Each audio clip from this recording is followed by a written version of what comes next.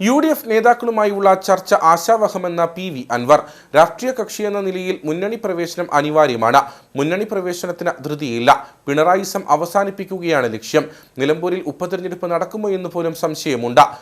തൊമ്മൻകുത്തിൽ കുരിശ് നീക്കം ചെയ്ത സംഭവം ബി.ജെ.പിയെ പ്രീണിപ്പിക്കാനുള്ള പിണറായിയുടെ നീക്കമാണെന്നും പി.വി. അൻവർ പി.ജെ. ജോസഫ് എം.എൽ.എയെ സന്ദർശിച്ച ശേഷം തൊടുപുഴയിൽ പറഞ്ഞു.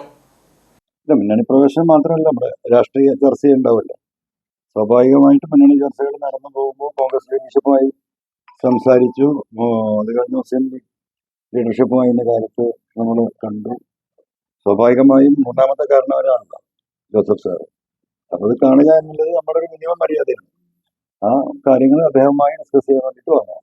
നമ്മളൊരു കോമൺ എന്താ പറയാ കാഴ്ചപ്പാടിന്റെ അടിസ്ഥാനത്തിൽ പിണറായിസത്തെ അവസാനിപ്പിക്കുക, അതിനു വേണ്ടിയിട്ടാണ് ഞാൻ രാജിവെച്ച് രംഗത്ത് ഇറങ്ങുന്നത്. നിലമ്പൂരിൽ ആ ഒരു രാജി കൊണ്ട് ഇപ്പൊ ഒരു മൂന്നാമതും പിണറായി വരുന്നു എന്ന ഒരു നെറേറ്റീവ് സൃഷ്ടിക്കാൻ വേണ്ടി വലിയ ശ്രമം CPM-ന്റെ ഭാഗത്ത് നടന്നുകൊണ്ടിരിക്കുകയാണ്. അത് വസ്തുതയല്ല എന്ന് കേരളത്തിലെ ജനങ്ങളെ ബോധ്യപ്പെടുത്താൻ കൂടിയാണ് ഞാൻ രാജിവെക്കുന്നത്. ഇപ്പൊ ഇവിടെ തൊട്ടടുത്ത് തൊമ്മൻകുത്ത്, എന്താണ് പേര്, തൊമ്മൻകുത്ത് കുരിശ് നാട്ടിയത് വലിയ വിഷയമല്ലേ?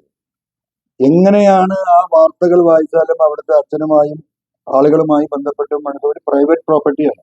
ആധാരം പട്ടയമില്ലാത്ത എത്രയോ ഭൂമികളുണ്ട്. കേരളത്തിലെ ഭൂമിയുടെ ശതമാനം കണക്കാക്കുകയാണെങ്കിൽ ഒരു 30-35% ഭൂമിക്ക് ഇപ്പോഴും പട്ടയമായിട്ടില്ല, കൈവശമാണ് പലർക്കും.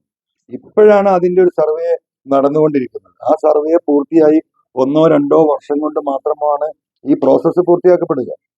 അങ്ങനെ ഒരു പ്രൈവറ്റ് വ്യക്തിയുടെ കയ്യിലുള്ള ഒരു കൈവശ ഭൂമിയിൽ 4 സെന്റ് സ്ഥലം പള്ളിക്ക് വേണ്ടി കൊടുത്തു. അവിടെ ഒരു കുരിശ് സ്ഥാപിച്ചാൽ എന്താണ് പ്രശ്നം?